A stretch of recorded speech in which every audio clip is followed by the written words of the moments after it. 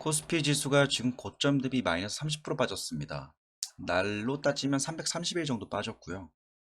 개월수로 따지면 11개월 빠졌어요. 지금 이런 상황에서 뭐 차트를 보고 여기가 저점이다 예측하는 건 저는 그렇게 신뢰를 얻긴 힘들다 라고 생각이 듭니다.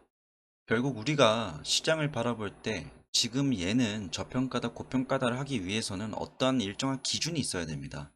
이 기준을 놓고 봤을 때 여기에 있으면 고평가다, 여기에 있으면 저평가다, 이런 것들이 나와야겠죠. 그러다 보니까 차트를 보는 건 굉장히 쉬운 게 과거에 여기서 반등 나왔기 때문에 이렇게 반등 나올 거야 라고 예측할 수는 있습니다. 근데 이 예측이 틀렸을 때 얻게 되는 그런 대가가 굉장히 잔인하다는 거. 그래서 조금 어렵더라도 밸류에이션을 할 수밖에 없는 상황에 지금 와 있습니다. 근데 밸류에이션도 또 어려운 게 뭐냐면, 밸류에이션은 내가 이 기준값에다가 어떠한 변수를 넣느냐에 따라서 결과값이 달라집니다. 여기에다 하나의 변수를 넣었을 때, 두 개의 변수를 넣었을 때, 세 개에 넣었을 때 이거를 각각의 독립 변수를 넣느냐, 종속 변수를 넣느냐에 따라서 이 결과값이 현저히 달라집니다. 그래서 저는 뭐 지금 시장을 바라볼 때 여러 전문가들이나 애널리스트들이 이렇게 표현을 하죠. 아, 이거 장단기 금리차 너무 올라가고 있어. 채권 시장을 봤을 땐 요래. 뭐 금리 인상 이렇게 되면 안 될 것 같아. 뭐 금리가 이렇게 되고 인플레이션 나오면 이렇게 돼. 이런 얘기 많이 하는데 사실 뭘 넣느냐에 따라서 그건 해석하는 자의 몫에 달려져 있습니다. 저는 수많은 변수를 넣지 않고요. 딱 한 가지의 변수를 놓고 과연 지금 시총이 어떻게 되고 있는가, 지수가 과연 저평가인가 고평가인가를 좀 가늠해 보도록 하겠습니다. 이 홈페이지는 그룹 포커스라는 홈페이지인데요. 여러분들도 요거를 참고하시면 좋을 것 같아요. 특히나 여기 스크리너랑 인사이더 들어가 보시면 굉장히 괜찮은 자료도 많이 나와 있습니다. 다만 한글로 번역이 안 된다는 점, 그래서 영어를 좀 번역하셔서 보셔야 돼요. 오늘 사용할 건 버핏 지수입니다. 결국에는 우리나라의 총 시가총액 대비해서 GDP를 딱 나눠서 보고 GDP 대비해서 지금 시총이 싼가 비싼가를 보는 겁니다. 이 전체 값이 높을수록 시장은 고평가되어 있는 거고요. 이 전체 값이 낮을수록 저평가되어 있다고 표현되는 겁니다. 그리고 이 높다 낮다는 과거 데이터를 통해서 봐야 되는 것도 맞습니다. 그래서 이거를 10년 주기로 볼 것인가, 20년 주기로 볼 것인가, 5년 주기로 볼 것인가에 따라서도 결과가 좀 달라질 수 있는데, 여기 나와 있는 거는 20년 주기예요. 그래서 꽤나 오랜 시간 동안 축적되어 있던 데이터를 꺼내온 거죠. 첫 번째로 볼 수 있는 거는 fair value다. 결론부터 나와 있죠. 법비 지수 상에서 우리나라 시장은 지금 적정 가치에 와 있습니다. 장이 이렇게 빠졌는데 아직도 적정 가치라고. 저도 이렇게 말하고 싶어요. 조금 더 희망적인 이야기를 하고 싶은 게 뭐냐면, 지금 장이 이렇게 많이 빠졌기 때문에 여러분 지금 극히 저평가요 라고 표현을 하고 싶습니다. 그게 아무래도 듣는 사람 입장에서 기분이 좋고 말하는 저의 입장에서도 좋습니다. 아쉽게도 현재 우리나라 시장은 적정가 위치까지 와 있습니다. 그리 높은 가격도 아니고 그리 낮은 가격도 아닌 딱 적당한 가격에 와 있다 라는 거죠. 20년 동안 평균치를 봤을 때는 지금 현재 87.11%인데 가장 높았을 때가 132%, 가장 낮았을 때가 32.95%입니다. 이 두 지표 모두 코로나 때 가장 많이 빠졌을 때와 가장 많이 올라갔을 때 여기입니다. 지금 거의 중간 정도까지 와 있으니까 현재 위치가 적정가라는 거는 어떻게 보면 꽤나 설득력 있는 표현인 거죠. 당장 여기에 물려서 여기가 떨어졌다면 지금 굉장히 저평가라고 느끼고 싶을 텐데 그렇진 않다라는 겁니다. 시장은 굉장히 냉정한 거죠. 근데 GDP만 놓고 보는 게 아니에요. 여기에다가 하나를 더 넣을 수가 있습니다. GDP 플러스로 중앙은행이 보유하고 있는 총 자산을 넣을 수도 있습니다. 이게 굳이 표현하자면 뭐냐면 우리가 어떤 기업을 볼 때요. 그 회사의 이익성을 보잖아요. 이익성만 보는 게 GDP입니다. 근데 이 이익성을 쌓아서 모아둔 어떤 재무제표 상에서의 자산, 자본, 부채 이런 회사가 지갑에 얼마나 들고 있는가를 보는 거가 여기서 중앙은행을 보는 거랑 비슷하죠. Total Asset of Central Bank Ratio라고 써 있습니다. 중앙은행의 총 자산을 여기다 반영을 하는 거예요. 이것까지 총 반영을 해서 놓고 보았을 때 과연 지금 전체적인 시장은 코스피는 과연 저평가인가를 놓고 봤을 때 이 또한 적정가에 와 있다라고 표현되고 있습니다.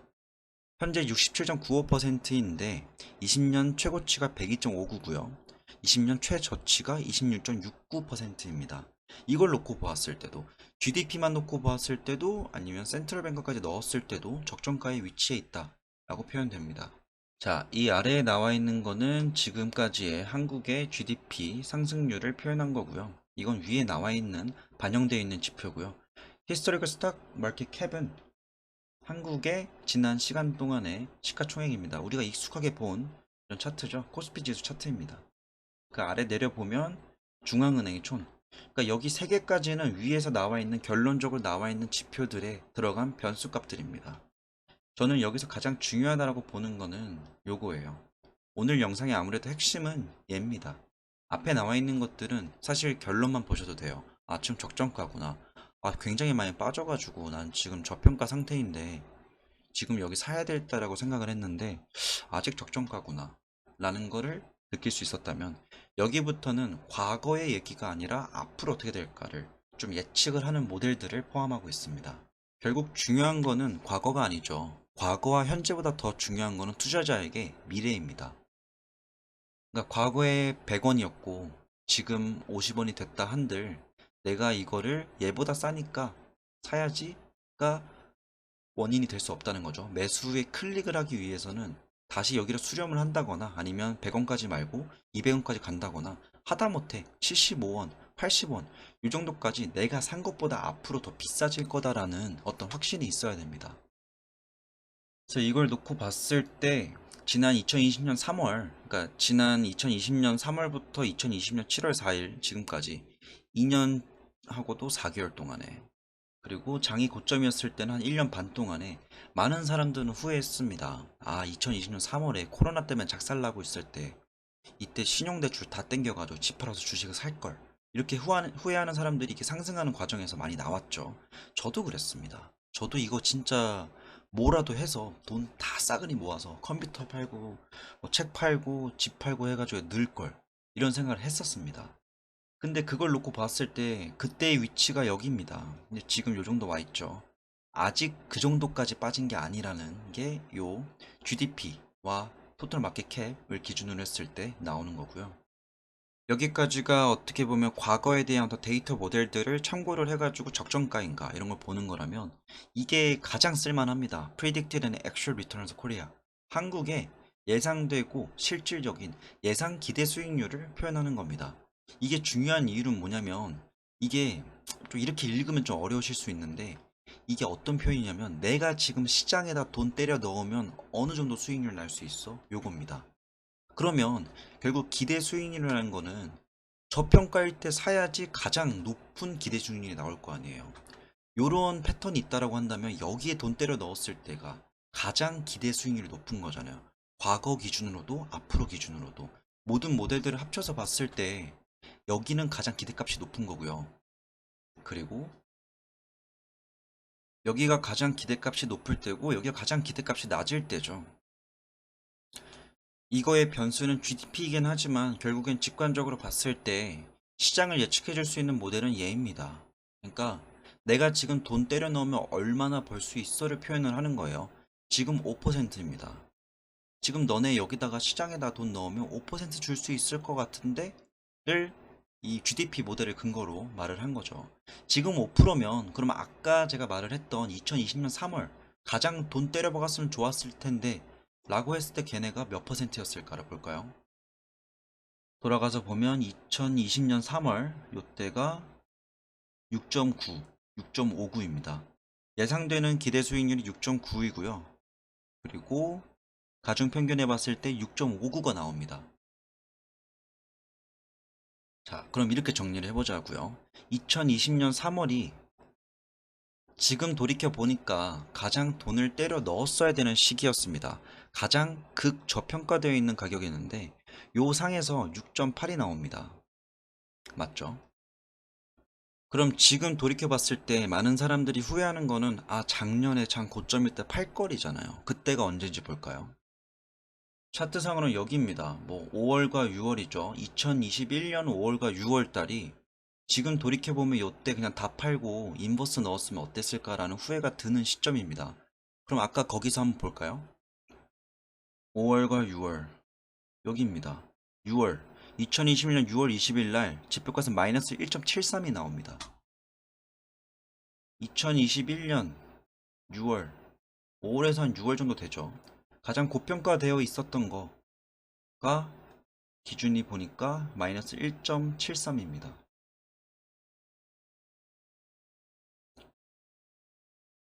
이거는 제가 어떤 예측 모델을 가져온 게 아니고 과거 데이터를 돌이켜 봤을 때 그렇다 하더라 입니다. 근데 지금 현재 오니까요. 적어도 지금은 팔 때가 아니라는 건 느낄 수 있습니다. 지금이 완전한 저평가 구간이다라고 표현하기에는 1.8만큼의 괴리가 있긴 하지만 적정가에서 거의 저평가 수준으로 접어들고 있다. 자, 그래서 결론을 한번 내드리면요. 지금 지수의 위치가 뭐 차트를 보고 여기는 눌림목이다, 저점이다 예측하는 게 사실 지난 시간 동안 증명돼 왔듯이 그렇게 신빙성이 있지는 않습니다. 그래서 결국엔 우리는 프라이스보다는 밸류에 집중하는 시간들이 필요하고요. 이 밸류를 집중해 봤을 때 다른 지표값을 넣기보다 그냥 좀 직관적으로 기업들이 속해 있는 것이 국가고 국가들이 속해 있는 것이 나라고 그러니까 세계고 이렇게 봤을 때 세계를 좀 제외해 놓고 우리나라 자체적으로 평가를 좀 해보자 라는 생각이 들었습니다. 그럼 한 국가에서 기업들이 이렇게 모여 있는데 결국 얘네가 저평가되어 있는지 종목들을 매수하기 위해서 전체적인 국가 대비해서 저평가되어 있는 게 더 중요합니다. 그렇게 놓고 봤을 때 지금 버핏 지수 상에서는 적정가에 와 있다 라고 표현이 되고요. 지금 5 정도 와 있는데 가장 저평가되어 있을 때 위치에 근접해 와 있습니다. 그리고 우리가 지난 시간을 좀 돌려봤을 때, 아, 요때 팔아야겠다라고 했을 때, 지금 좀 후회하는, 그때 다 팔아버릴걸 하는 가격대가 여기인데, 요때 보면 마이너스 수치가 나옵니다. 지금은 5이고요. 요 정도 밴드를 놓고 보았을 때, 지금 현재 장 위치는 완전히 저평가니까 돈 다 때려박아라고 제가 말은 하진 못하겠지만, 지금 적정가 수준에서 저평가 수준에 조금 와닿아 있는 위치입니다. 그러니까 차트를 표현을 하면 이렇게 돼 있다라고 하면 음, 지금 한 요 정도 와 있다. 다음 이 반등이 언제일지 모르겠지만 지금 거의 저평가 수준까지 스며들어가는 그런 위치까지 빠져 있다 라고 표현될 수 있겠습니다. 그럼 얘가 결국에 요 수치가 여기까지 올라가려면요, 코로나 때 정말 저평가했기 때문에 돈 때려 박아야 되는 위치까지 가기 위해서는 결국에는 시총 대비해서 GDP가 많이 성장해 줘야 됩니다. 분모와 분자가 있잖아요. 여기 GDP가 들어가고 여기 시총이 들어간다고 한다면 이 전체적인 값이 떨어져야지 얘가 올라갈 수 있는 거거든요. 그러면 얘가 전체적인 값이 떨어지기 위해서는 두 가지 방법이 있습니다. 시총이 떨어지거나 GDP가 올라가거나입니다. 그럼 첫 번째로 할 수 있는 거는 조금 더 시장이 빠져야 된다라는 좀 암담한 결론이 나올 수 있겠고, 두 번째는 시총이 빠지지 않은 상태에서 버티는 상태에서 GDP가 올라가는 겁니다. 근데 여기서 GDP는 지금까지 나와 있었던 것처럼 과거의 GDP가 아니라요. 앞으로의 GDP입니다. 앞으로의 GDP에서 시장에서 많이들 보는 게 고용지표랑 물가지수랑 소비자 물가지수랑 뭐 여러 가지를 보죠. 실업률, 뭐 취업률 이런 거 보잖아요. 그런 거 다 놓고 봤을 때 시장에서 관측하는 값들보다 한국의 GDP가 더 뛰어 올라간다는 어떤 측정 값들이 나온다면 이 지표는 더 올라갈 것입니다. 그렇게 된다면 더욱더 이걸 한국을 노리고 있는 외국인과 그리고 국내 투자자들 중에서 기관 투자자들이 더욱더 한국 주식을 강력하게 매수할 수 있는 동기가 될 수 있는 거죠. 최근 느끼셨겠지만 이렇게 쭉 떨어지는 과정에서 최근 뭐 2, 3% 떨어졌잖아요. 근데도 매수세가 분명히 들어오는 게 보이긴 해요. 뭐 누군가가 굉장히 많이 사는 게 혹가창에 보입니다. 근데 과거처럼 이렇게 팡 튀어 올라가지 못하는 이유는 그들 입장에선 지금 여기다가 정말 많은 돈을, 거대한 자금, 우리처럼 뭐 천만 원, 억 단위가 아니라 몇 천억, 조 단위를 때려 박을 수 있을 만한 동기가 생기려면 결국에는 가격 메리트보다 더 중요한 거는 실질적인 성장 메리트다. GDP와 시가총액 놓고 봤을 때 얘가 떨어지는 것만으로는 상승을 예상하고 들어가기 좀 어렵다. 얘가 떨어지는 거 외에도 GDP가 상승한다는 어떤 감측값들이 나오고 예상되었던 지표값들보다 훨씬 더 견고한 성장률이 예상된다 라고 했을 때는 외인이던 기관이던 빡세게 돈을 들고 들어올 수도 있습니다.